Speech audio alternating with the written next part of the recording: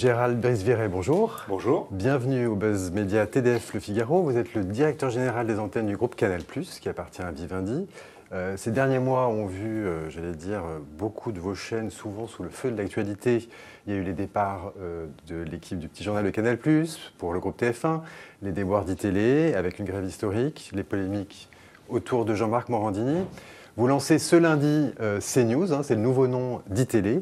J'ai d'abord envie de vous demander comment va la rédaction de CNews. Est-ce que vous avez reconstitué des équipes vaillantes? Alors l'équipe de la rédaction travaille beaucoup et vous faites bien d'en parler parce qu'on parle, et c'est normal, des gens qui sont partis, mais il faut aussi également parler de ceux qui restent. Donc il y a une centaine de journalistes qui restent, avec une quarantaine de techniciens, une quarantaine de pigistes.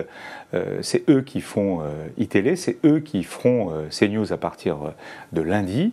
Voilà, et cette chaîne, on va la faire monter en gamme jusqu'à la rentrée de septembre. Donc c'est une première étape pour CNews à partir de lundi.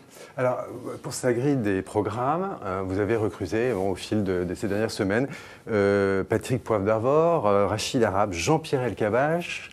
C'est le retour vers le passé. Vous oubliez de parler de Patrice Boissefer, de Aïda Touéry, et tout ça compose un tout. La moyenne d'âge des présentatrices et des présentateurs de CNews est autour de 45 ans, et on a besoin d'avoir aussi des gens de talent comme Jean-Pierre Elkabbach ou Patrick Poivre d'Arvor. Et voyez par exemple pour la matinale de CNews, c'est Romain Desarmes et Clélie Mathias, c'est Yannick Hazard et c'est également Jean-Pierre Elkabbach. Donc tout ça est un mélange de générations, un mélange de savoir-faire, et tout ça va travailler ensemble pour faire une chaîne plutôt tournée vers le décryptage, vers aussi l'échange d'opinions.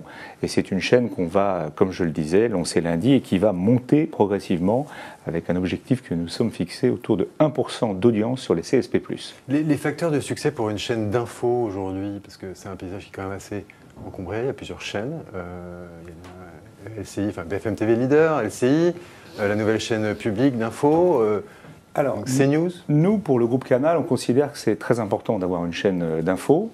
D'abord parce qu'effectivement, on a lancé une gamme de chaînes depuis le mois de septembre. Direct 8, D8 est devenu C8, grande chaîne généraliste de la TNT. D17 est devenu C-Star, première chaîne sur les millennials, sur les 15-24, 15-34. Et CNews, qui va devenir une chaîne à destination des CSP+. Donc faire une chaîne d'information à destination des CSP+, notre objectif est d'être deuxième. Nous avons retrouvé notre place de deuxième derrière BFM sur cette cible. C'est quoi le niveau actuel de Actuellement, nous sommes sur les CSP+, à 0,7%. Notre objectif est 1%. Et au-delà, sur cette cible, à partir de septembre. Oui, parce qu'il n'y a qu'en France qu'on parle de la cible des 4+. Aujourd'hui, il faut parler des cibles. Donc autant C8 est une chaîne 25-49, responsable des achats de moins de 60 ans, 15-24, 15-34 pour C-Star, première chaîne musicale de France, et CNews, qui doit être une chaîne très CSP+, pour le groupe Canal, puisque vous le savez, la gamme de chaînes gratuites, c'est Leclerc de demain. Ça, c'est votre. Alors, on a une vision aussi de votre ciblage publicitaire, ce que vous offrez aux annonceurs. Encore sur CNews, Jean-Marc Morandini, donc, qui a fait la polémique, il a fait encore. Il y avait un projet, on ne sait pas trop, apparemment ça a été reporté. Qu'en est-il? Est-ce qu'il sera à l'antenne bientôt et dans quel format? Alors, Serge Nedjar, qui est le directeur général de la chaîne, directeur de la rédaction, et Jean-Marc Morandini ont souhaité ne pas faire arriver l'émission de Jean-Marc à partir du 27 février, compte tenu du calendrier politique. Vous saviez que Morandini devait faire une émission média. Il y a un calendrier politique qui est très précis avec les élections présidentielles. On l'a vu la semaine dernière avec beaucoup de breaking news autour de la politique. On sent que cette campagne va être particulièrement agitée. Donc on a convenu avec la rédaction, avec Thomas Bauder, qui est le directeur de la rédaction déléguée, Virginie Chomicki, tous qu'il fallait que Jean-Marc Morandini arrive plus tard, en tout cas après la campagne présidentielle. Là, on démarre dans le vif du sujet, on va suivre à fond la campagne présidentielle. Je pense que c'est aussi une grosse attente pour nos téléspectateurs et pour une chaîne d'info. Alors, la présidentielle et législative, il paraît que vous seriez en discussion avec BFM TV, peut-être pour co-organiser un débat dans la perspective de la présidentielle, ou après, je ne sais pas qu'est-ce que vous pouvez mettre en place pour la législative aussi. Qu'est-ce qu'on retient des expériences passées? D'abord, les primaires de la droite, même si nous étions en grève BFM, nous avons pu couvrir les primaires de la droite avec BFM, avec un très bon débat. Les primaires de la gauche, on a vu un excellent débat à la fois sur iTélé et avec nos confrères de BFM. Et pourquoi pas, ce sont des réflexions, on discute, faire des choses avec BFM. Il faut aller vite là, parce que voilà. c'est CNews, on va faire des choses. Ouais. Pourquoi pas s'allier, on l'a fait par le passé. Avec BFM TV alors? Je laisse Serge Nedjar, qui est le directeur général de la chaîne, piloter ces différents dossiers. Parlons de Canal+ aussi évidemment, une année de transition aussi peut-être pour Canal, une tranche en clair très réduite, des changements de programme. Vous êtes, j'allais dire, entre deux, dans un entre-deux, vous êtes satisfait de la tournure que ça prend et de ce que vous mettez en place? Alors oui, comme vous le dites, une année de transition. D'abord, qu'est-ce qui a fonctionné? Le fait qu'on se recentre sur nos abonnés. On a mis en place par exemple un baromètre tous les 2 mois où on suit 1100 foyers abonnés à Canal+, un indice de satisfaction. Aujourd'hui la note est entre 14 et 15, notre objectif est de 17, parce que je pense que pour un abonné, la satisfaction est très importante. Après, on a mis un indice de consommation. Aujourd'hui, on ne consomme pas la télévision comme hier. Par exemple, un film peut faire 500 000 en diffusion téléspectateurs linéaires et peut, in fine, en bout de course, faire 3 millions. Une série, là on l'a vu avec Guyane, on a fait un record, 4 millions de téléchargements, donc un indice de consommation. À partir de là, Leclerc doit être en phase avec nos piliers, notamment le sport. Grande réussite cette année pour la saison du Canal Football Club, avec Hervé Matou, plus de 2 millions de téléspectateurs et la Ligue 1. Sur les émissions cinéma, ça c'est une réussite de la rentrée, nous avons remis le cinéma au cœur du dispositif éditorial de Canal, le journal du cinéma, l'hebdo cinéma, le cercle.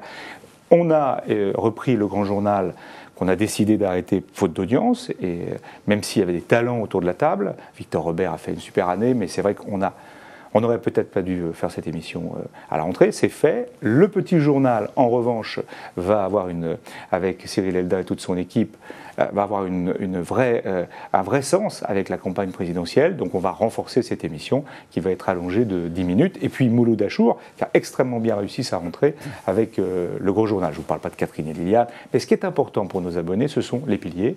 Et là, on est très fort, le sport, Ligue 1, rugby, Formule 1, la boxe qu'on remet à l'antenne, c'est le cinéma.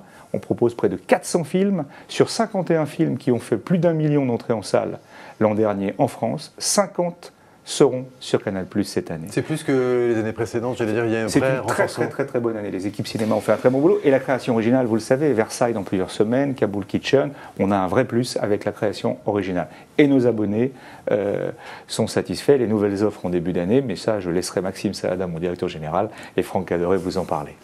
Alors l'autre chaîne, c'est C8. C'est quoi la stratégie sur cette chaîne? On a l'impression que c'est un peu Hanouna Channel.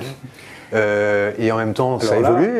Mais vous allez vous faire des ennemis avec Thierry Ardisson, avec Daphné Burki, avec Audrey Pulvar, avec Laurence Ferrari et d'autres qui nous rejoignent, ou comme Estelle Denis qui font partie des équipes. C'est une chaîne généraliste. Alors effectivement. Qui cible qui finalement? Nous étions une chaîne mini-généraliste, nous sommes maintenant une chaîne pleinement généraliste, et l'émission de Cyril cartonne, mais les autres émissions aussi cartonnent. Thierry Ardisson fait plus que sur Canal+, et plus jeune, il est à 1,2 million, Daphné Burki aussi. Notre ambition est d'en faire une chaîne qui compte dans le paysage audiovisuel. On va se lancer dans la fiction, on aura encore plus de production, parce que c'est l'ADN de C8, de direct, de divertissement, et à la fois des émissions C'est quoi l'objectif d'audience sur C8? L'objectif d'audience est ambitieux. C'est vrai que l'objectif cette année, c'est être plus proche des 6 sur les 25-49. Là aussi, on parle de cible. Donc là, vous êtes combienième chaîne nationale, parce que vous communiquez là-dessus? Nous sommes entre 4e et 3e chaîne selon les cibles. Et notre objectif est vraiment d'être une chaîne qui compte dans le paysage audiovisuel français. C'est le cas depuis le début de l'année, largement devant son challenger, et on va encore construire cette chaîne. On a plein d'idées. Là, je salue le travail du directeur général de C8, Franck Apietou. Sur le plan publicitaire, alors, un carton? Francine Meyer et ses équipes font un très très bon travail. C'est vrai que la valorisation de la chaîne C8 nous permet d'augmenter le coût GRP de la chaîne, parce qu'il y a vraiment aujourd'hui, on a calculé sur C8, C-Star et CNews, c'est 100% des foyers français qui regardent nos chaînes gratuites avec Leclerc de Canal. J'en profite aussi pour saluer Christophe Sabot qui dirige C-Star, qui est la première chaîne musicale de France. Merci beaucoup Gérald Brice-Viret. Merci de nous avoir invités. Et on vous donne rendez-vous la semaine prochaine pour un nouveau Buzz Media TDF Le Figaro.